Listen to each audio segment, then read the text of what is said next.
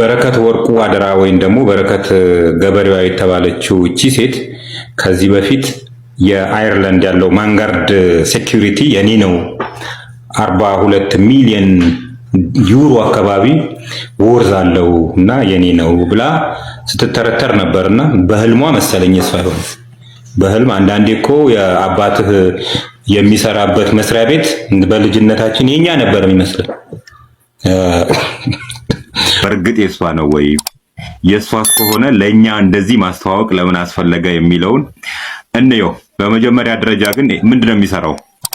ማንጋርድ ፕላስ የሚባለው ካምፓኒ አየርላንድ ላይ ኖርዘርን አየርላንድ ሆነ አየርላንድ ላይ እነ ስኮትላንድ ላይ ግሬት ብሪቴን ላይ የሚባሉት ሀገራት ላይ የሴኩሪቲ አገልግሎት የሚሰጥ ነው። እንግዲህ መንግስት ለመንግስት ባልሆነ ግንኙነት የተለያዩ ባለሀብቶች፣ ታዋቂ ሰዎች ወደ አየርላንድ እና ወደ ግሬት ብሪቴን ሊሄዱ ይችላሉ። መንግስት ለመንግስት በሆነ ግንኙነት ከሆነ መንግስት ራሱ ይጠብቃቸዋል። ግን ለራሳቸው ጉዳይ ከሆነ እነ ማንጋርድ ያሉትን ሴኩሪቲ ካምፓኒዎች ገዝተው አገልግሎታቸውን ገዝተው እሱ ይጠብቃቸዋል። ኢንቨስትመንታቸውን ይጠብቃል። ሰዎቹን ራሱ ሊጠብቅ ይችላል።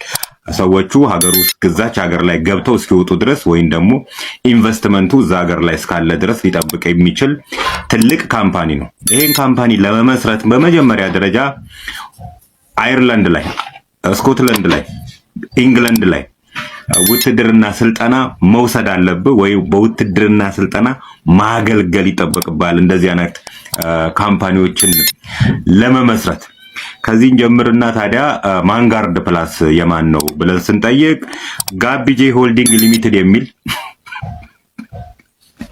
ካምፓኒዎችን እናገኛለን። የቤተሰብ ካምፓኒ የማይሸጥ የቤተሰብ ካምፓኒ ነው እና ሜቢ የባሏ ይሆን እንዴ ጆናታን ፒም ይባላል ባሏና የጆናታን ይሆን እንዴ ብዬ ደግሞ የጆናታን ፕሮፋይል ሳየው ጆናታን ፒም በማንጋርድ ፕላስ ላይ ቴክኒካል ዳይሬክተር ሆኖ አገልግሏል። እንግዲህ ጆናታን እንደማንኛቸውም 1200 ሰራተኞች አሉት ማንጋርድ ፕላስ። ከዛ ውስጥ አንዱ ሰራተኛ ጆናታን ፒም ባሏ ነው። በዚህ አጋጣሚ ነው ወደ ማንጋርድ መስሪያ ቤት የገባችው እንጂ ማንጋርድ ሲጀምር ከባሏ ጋር የማይገናኝም። ይሄን ያህል ደፍራ ማለት ነው 42 ሚሊዮን ዩሮ በአመታዊ ወርዝ ያለውን ካምፓኒ የኛ ነው ብላ በዚህ ባይዜ ደደብ ሲኮን እንደዚህ ነው ደፋር የሚኮነውና ጆናታን ፒም ማለት ቴክኒካል ዳይሬክተር ነው።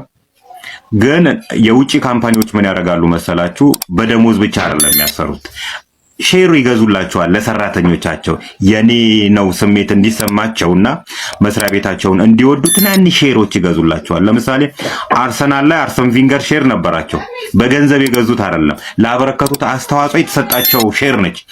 የዚህም ካምፓኒ አንድ ሼር ምናምን ለሰራተኞቻቸው ይሰጣሉ በስጦታ መልክ። በዚህ ደረጃ እንደማንኛቸውም ሰራተኛ ጆናታን ስቴክ ሆልደር ነው፣ ሼር ሆልደር አለችው፣ ትንጥዬ ሼር ሆልደር አንድ ማትበልጥ። በሱ ምክንያት የገባችበትን ቢሮ ነው እንግዲህ ይሄን ያህል የኔ ነው እስከ 150 ዩሮ ነው ፐር አወር ከፍላሉ ያለችው ለሰራተኞቹ 1200 ይዋቸውና እነማንን እንደተዳፈረች ይዋቸው። ይሄንን ስለኛ ለማስተዋወቅ ለምን አስፈለገ ብለን ካየን አንደኛው ሴትዮ እንግዲህ ብር አላት ተብሎ ኦሬዲ ተሞልቷል። በየቢሮው ስትሄድ የምትለው የሚሰማ ጉዳዩ የሚፈጸምላት ሴት ትሆናለች።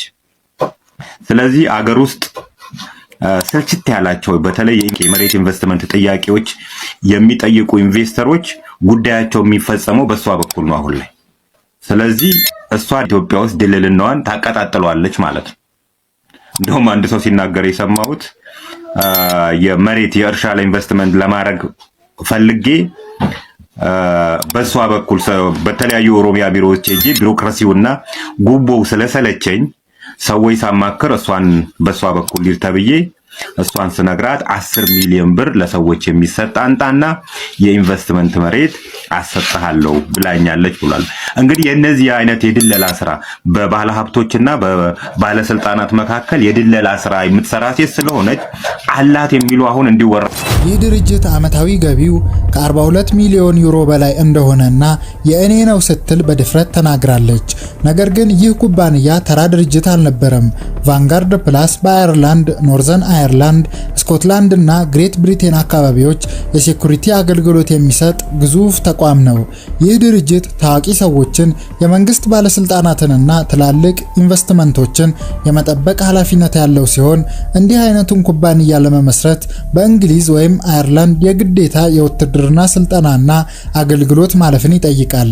ከዚህም በላይ ቫንጋርድ ፕላስ እድሜው ከ100 ዓመት በላይ ያስቆጠረ የማይሸጥ በጥንታውያን ወታደሮች የተመሰረተ የቤተሰብ ካምፓኒ እንጂ የማንም ግለሰብ ንብረት ሊሆን የሚችል አልነበረም። ሜቢ ባሏ አየርላንዳዊ ስለሆነ የሱ መስሏል ሊሆን ይችላልና የህልም ኑሮ የህልም ትርተራ እየተተረተረችልን ነበር። በማስረጃ አስደግፈን ስርዓት ይኑርሽ አንቺ አይደለም ብለናት አደባት ይዘናት ሁለተኛ እንዳትዋሽ አርገናት ነበረ። አሁን ደግሞ ተመልሳ መጣ። ሳውዝ ሱዳን፣ ሩዋንዳ፣ አየርላንድ የፈረደበት አየርላንድ ያለ ኢትዮጵያ ላይ ያለኝ እርሻ አለና ሌላ ሀገራት ላይ ይኑራት፣ እኔ አያገባኝም ስለሱ። ሀገሬ ላይ ግን መዋሸት አትችይም፣ ህብረተሰቤን መብላት አትችይም። የቻልኩትን ያህል አሳውቃለሁና ያለኝን እርሻ ለአዲስ አበባ ሸማቾች በርካሽ ዋጋ ማከፋፈል ስለምፈልግ አዲስ አበባ ላይ ኤጀንት መሆን የምትፈልጉ ሰዎች እያለች በእንደዚህ አይነት ሁኔታ ብር እየተቀበለቻቸው ነው ያለችው። እንግዲህ አዲስ አበባ ከተማ አስተዳደር በተለያዩ ቦታዎች ተለጣፊ ሱቆችን ሰጥቶኛል፣ ማከፋፈያዎችን። እነዚህን ቦታዎች ያዙና እኔ ከግብርና የማመጣላችሁን ምርቶች ታከፋፍላላችሁ ነው ሀሳቡ። ብሩን ከተቀበለች በኋላ በእንደዚህ አይነት ነው ደብዳቤ የምሰጣቸው። ይሄ እንግዲህ ሲምፕል ደብዳቤ ነው፣ ደረሰኝ ነው መሰጠት ያለበት አይደል? ኢኩቫለንት የሆነ ደረሰኝ። እሷ እንግዲህ በእንደዚህ አይነት ሁኔታ ነው ተቀብላ ጸጥ እያደረገቻቸው ያለችው። አውቃችሁ እናንተስ የምትሰጡ ሰዎች 1 ሚሊዮን ብር ስትሰጡ ምንድን ነው ከነሱ መቀበል ያለባችሁ? ደረሰኝ ነው መቀበል ያለባችሁ ወይስ ደብዳቤ ነው መቀበል ያለባችሁ? ይሄን እንዴት ማስተዋል ያቅታችኋል? ብሩን የማትፈልጉት ከሆነ አጠገባችሁ ብዙም ሳትርቁ ብዙ ረዲያን አሉ፣ ለነሱ አታከፋፍሉም? ለአንድ ዋሽቶ አደር ሴት ይሄን የሚያክል ብር እየሰጣችሁ ነው። ግለሰቧ በከባድ ዓመታትን በፈጀና ረጅም ሰንሰለት ባለው የማጭበርበር ድርጊት ላይ ተሳትፋለች። የግብርና ምርቶችን የሚያመርተውና የሚያከፋፍለው ድርጅቷ ውስጥ ለበርካታ ሺህ ሰው በረከት ገበሬዋ የሸጠችው ሼር 45 ሰዎች ገደማ ከፍተኛ መጠን ያለው ብር ይዛ ተሰወረችብን በሚል የተጀመረ ምርመራ ነበር። በኋላ ሲጣራ ለማየት እንደተቻለው በሼር ሽያጭ ዙሪያ የወጡ ደንቦችን በመተላለፍ ጭምር 2 የሽርክና ውሎችን በማዘጋጀት ስትሸጥ ተገኝታለች። ከአንድ ቤተሰብ በ2 በ3 እና 4 ሰው ስም ሼር የገዙ አሉ።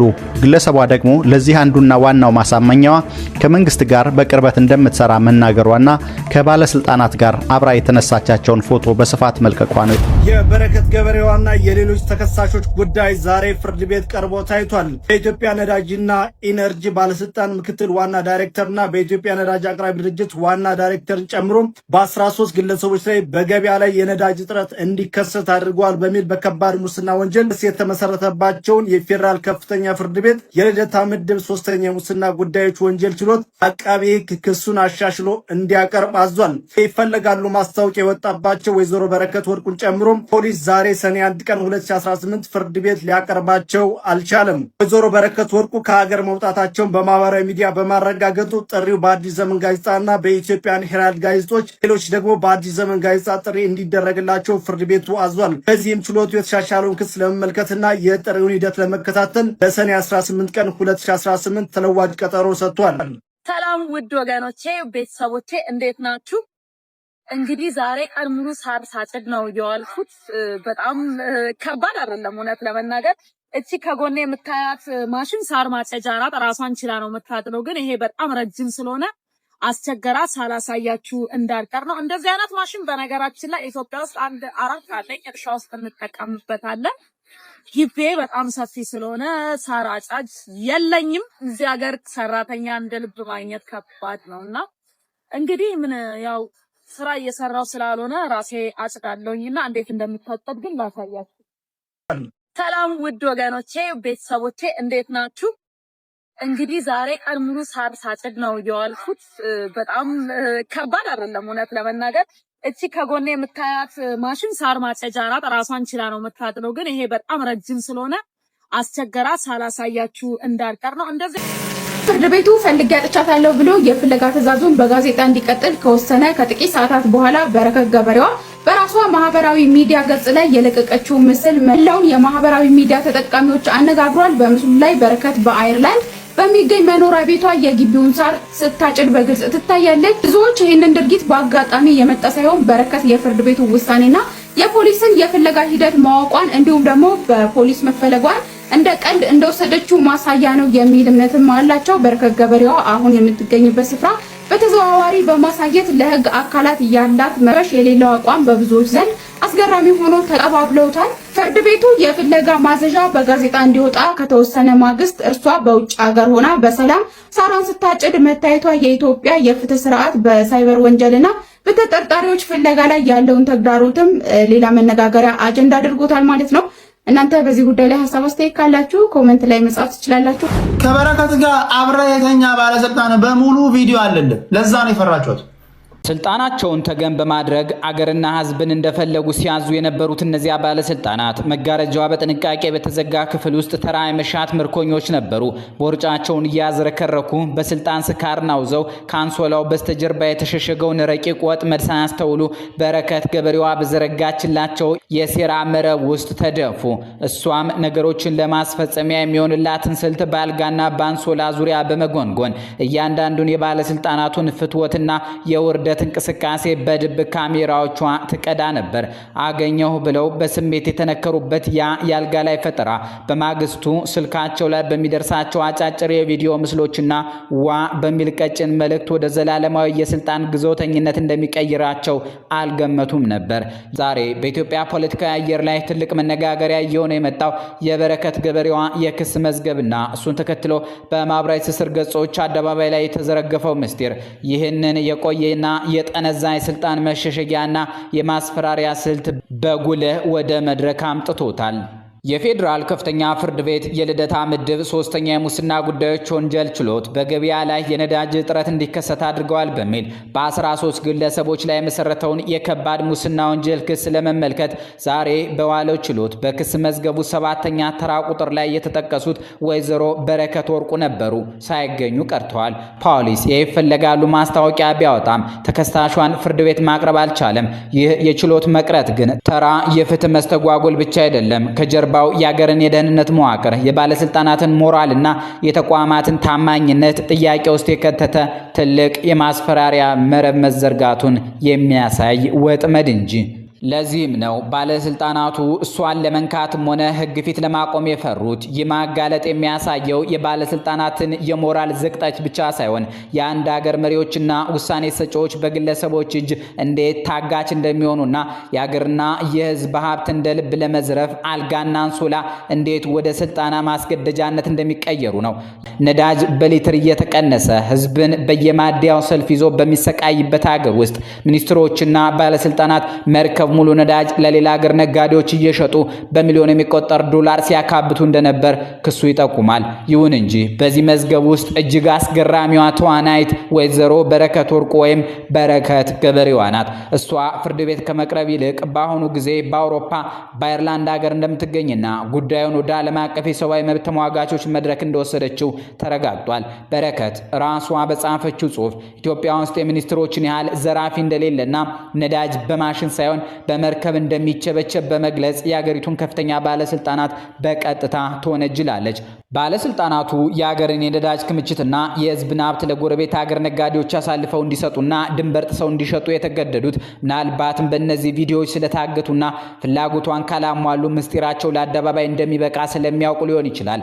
ይሄ የግለሰቦቹ ውድቀት ብቻ ሳይሆን የመንግስት ተቋማት በድብቅ ካሜራ በሚደራደሩ ግለሰቦች እጅ ታጋች መሆናቸውን ያሳያል። ሌላው በዚህ በዚህ ክስተት ውስጥ የታየው አስገራሚ ነገር የፖለቲካ ቁማርተኞች ብሔርን እንደ ጋሻ የመጠቀማቸው ስልት ነው። በረከት ገበሬዋ በማህበራዊ ገጿ ላይ የአንድ የተወሰነ ብሔር ተወላጅ ነኝ ስትል ብታውጅም መሬት ላይ ያለው ማህበረሰብ ግን ሌላ ብሔር መሆኗን እንደሚያውቅ ይናገራል። ይህ ለምን አስፈለገ? በኢትዮጵያ ወቅታዊ ፖለቲካ ውስጥ በተወሰኑ መዋቅሮች ውስጥ የተወሰነ ብሔር ተወላጅ ነኝ ማለት ከተጠያቂነት ማምለጫ ወይም ፖለቲካዊ ከለላ ለማግኘት የሚደረግ ጥረት ነው። እሷ 100% ብዙ ውሸት ዋሽታለች። አሁን እቺ ልጅ ማዕረግ አይሰጥም ቢሉ እንጂ ፕሮፌሰር ነች ማለት ነው። በጠንቋይ ቤት በመዞር አሁንም በመናፍስቷ ዓለም እየሰራች አሁንም እየዞረች በየከተማው በየቦታው ያለውን የሰውን በረከት ትበላለች። በስጦታ ነው እሷ የምትበላው። የሰው ትዳር ፈርሶ ያውቃል። እሷ በህጋዊ መንገድ ፈቃድ አለኝ የምትለው በባለቤቷ በኩል እነዚህ መሳሪያ ምናምን ትነግዳለች። ኢሮፕ ውስጥ ላይሰንስ አለው ትላለች እሷ። እንግዲህ ይሄ ላይሰንስ መሳሪያ፣ ድሮን፣ ሞርታር ምናምን የምትሸጥበት ነው። እቺ ሴት በረከት ብሎ እንግዲህ በገበሬ ስም የሚሰራ በጣም ያሳዝናል። ገበሬ በሌባ ስም ሲጠራ አዝናለሁ። በረከት ብሎ ገበሬዋ የሚለው ቢቀነስ እኔ በጣም ደስ ይለኛል። ወይ ደግሞ ሌባዋ የሚል ስያሜ ነው መሰጠት ያለበት። ምክንያቱም ኮምፕሊትሊ የተመሰረተችው በሌብነት ላይ ነው። ሌላ ምንም አጀንዳ የላትም። እናቷን እንደዛ ኢግኖር አድርጋ እናቷ ላይ እንደዚህ ማለት ጨካኝ ሆና ያለች ሰው ለማንም ህዝብ ልትራራ የማትችል መሆኗን ልታውቁ ይገባል። ሁልጊዜ የምለው ነገር አለ። ነገር ከጥሩ አከስሮ ይላል ያገሬ ሰው። ሁልጊዜ ሚዲያ ላይ ያው የአባቷን ስም ታነሳለች። ጥሩ ነው፣ ግን እሷ ለአባቷ መሆን የሚገባትን ነገር በህይወት እያለ ሆናለች። እዚህ ላይ መጠየቅ ፈልጋለሁ። ለምን? ምክንያቱም ሰው ካለፈ በኋላ የሚደረገው ነገር ሾው ነው። ለእኔ ሾው ነው። ምክንያቱም አባቷ ምን ነበረ? እኔም አውቃለሁ። ታላላቅ ወንድሞች አሉ፣ ታናናሽ አሉ፣ ጎረቤቶች አሉ። ሁሉም ሰው ሊናገር የሚችለው ነገር አለ። ዝርዝር ውስጥ አልገባ። እሱ በህይወት ቢኖር ደግሞ አሁን እንደምትሆነው ደግሞ ቅንጣት እንደማትሆን እሷም ታውቃለች። ውሸት አይወድም። እኔ ቤት ውስጥ ተኝቼ ሰው መጥቶ የለችም በሉካን ካለ አለች ነው። ውሸት በፍጹም በፍጹም። እና ከእንዲህ አይነት ጥንቁቅ ቤተሰብ የተወለደች ይገርም። ገንዘብ ክፉ እና በጣም አባቴ አሁን የመጀመሪያ ልጇ ሚራክል በኔ እጅ ነው የተወለደው። 45 ቀን ነው ያረሱት ሻሸመኔ። እኔ ያለው እህቶች አሉ። እናቴ ቤት ባት ኖር አለ።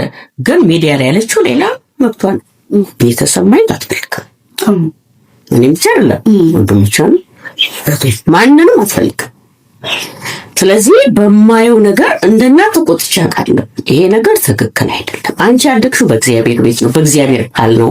አሁን ይሄ ሄድሽበት ያለው ነገር ጥሩ አይደለም ብዬ ተቆጥቻ አውቃለሁ። በሚዜ ጽፌላት አውቃለሁ። ዝና፣ ክብር፣ ገንዘብ ያልፋል። እነ ማይክ ጃክሰን ዓለም አጨብጭቦላቸዋል። ፍጻሜያቸው ግን አላማረም። ፕሊስ ተባክሽ ብያለሁ። በወቅቱ ማለት የሚገባትን ብላለች። ያው ዝርዝር ውስጥ አንተዋ። ስለዚህ ከዛን ጊዜ ጀምሮ ያው ልጆቼ ሲመጡ እዚህ ሀገር ሲመጡ የአዲስ አበባውን ጉዳይ ሲሄድ ልጆቼን የልጅ ልጆቼን ልጄ ጠርቼ ውጭ ስሜ ከመድረስ ተቀምጫለሁ። አልፎ አልፎ ከእሷ ሳትኖር እሷ ያለች አልገባም ቤቷ። እሷ ልጅ ሹፌሩ ካለ አልገባም ነበር። ውጭ ጠርቼ ስሜያቸውን ብዬ መለሰ። በሴፉ ላይ የተጨበጨበለት ልጅ አለ። የእሷ ሶስተኛ ሌክሲን ይዞ ወንድሜ ነው ብላ ያ ሹፌሯ ነው። ልክ እሱ ቤት ውስጥ መግባት ከጀመረ አንድ ላደረጋ ቤተሰብ አይገባም። ውጪ ብጋል ሰው ከቤት ውስጥ ዛት ሚስ ስለፈቀደችለት ነው። ፋይናንስ እሱ ነው፣ ቢሮ እሱ ነው፣ ምናምን እሱ ነው። በቃ ኤቭሪቲንግ እሱ ነው። ስለዚህ ያው ኮኔክት ሲኖር ነው። እኔ ያው ህይወት ያስተምርሻል። ብዙ ሰዎች መናፍስቱ ዓለም ውስጥ ገብተው ብዙ ነገር ሲሰሩ ይቻላል። ለኔ አዲስ ነገር አይደለም። ልጅ የሰጣቃለው፣ ባሉን የሰጣቃለው፣ ሚስቷን የሰጠች አባቱና ብዙ በዚህ የተነሳ ሀብት ያገኝ በጣም ብዙ ሰዎችን አሳው አለ። በህይወት ማቃቸው አሉ፣ የሞቱ አሉ። ቅርሳቸው ግን ለልጆች ያልተረፈው የሚያሳዝን ህይወት። ስለዚህ ያንን ህይወት እንድትኖር ልጅ አልፈልግም። ግን አትሰማኝ ይሄ ነው ያው ስልክም ደውላታ ማለት ብታነሳ እንዴ ከብሰን ቤተሰባዊነት ነገር አትፈልግም። ያው አላውቅም እንግዲህ እሱ ነው ፈላጭ ቆራጭ ሆኖ መስፈን ይባላል። እሱ ነው ምን ውስጥ አስገባት ከምን ጋር አነካካት ያቤት ማሩማ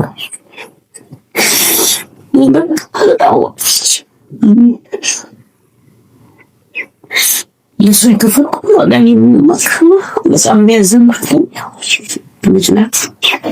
ክፉ አለኝ በመነሳት አምላክ ወገን ተታረቅ ንስሐ ስገባ ዛሬ ምስጥ ደስተኛ ልጅ ነው። እንደውም ገንዘብ ክፉ ነው። እንኳን እሷን ሰለሞንም እንኳን የእግዚአብሔርን ስራ የሰራው ዳዊትን ልጅ ገንዘብ ነው መስመሪያው ገንዘብ ክፉ ነው። ስለዚህ እግዚአብሔር ያው ይወድሻል ልጅ ነሽ፣ ክፉሽን አልወድም፣ ግን ከማይጠቅም ኮልኮሌ ከሆነ ነገር ጥለን ከምንሄደው ነገር እግዚአብሔር እንዲመልስሽ ሁሉ የጸሎቴን ዛሬ እወድሻለሁ፣ ክፉሽን አልወድም፣ ግን እግዚአብሔር እንዲመልስልሽ ሁሉ እመኝ። ሌላኛው ባሏ ራሱ እሷን ሲፈልጋት የፈለገበት ሲክሪት ግልጽ ነው። ግልጽ የሆነ በከፍተኛ ሁኔታ በአሳዛኝ ደረጃ የአፍሪካውያንን ደም የሚጠጡ ባለሀብት ነን ብለው የምዕራባውያንን አጀንዳ ኢትዮጵያ ውስጥ አፍሪካ ውስጥ አምጥተው የሚበትኑ ጨካኝ ደም ጠጪ የሰው ደም ላይ ስጋ ላይ በጩቤ በሆነ ነገር ሰክተው ደም ሳክ አድርገው የሚጠጡ ደም ገባሪዎች፣ በጣም ጨካኝ የባዕድ መንፈስ አምላኪዎች፣ ህዝብን በመገበር ነፍሳት ህፃናትን ደም በመገበር ሀብት የሚሰሩ አጭበርባሪዎችን እግዚአብሔር ዘንዶን የሚመታበት ጊዜ እንደቀረበ ልታውቁ ይገባል። በረከት ስሚ፣ ንስሐ ግቢ። ሉሲፈር አባቴ የሚል ግጥም ገጥመሽ ከለቀሽ ጊዜ ጀምሮ እግዚአብሔር በጣም አዝኖብሻል። ስለዚህ አሁን ማድረግ ያለብሽ ብቸኛው ነገር የእግዚአብሔርን ስም ጠርተሽ በአደባባይ ላይ እግዚአብሔር ሆይ በአንተ ላይ አመፀኛውን እርኩሱን መንፈስ አባቴ ብዬ ያንተን አባትነት ክጃለሁና ጌታ ሆይ ይቅር በለኝ፣ ከኢትዮጵያ ህዝብ ጋር አስታርቀኝ ብለሽ እስካላልሽ ድረስ የእግዚአብሔር ሰይፍ ቀጥሎ እየመጣ ያለው ነገር አትቋቋሚው።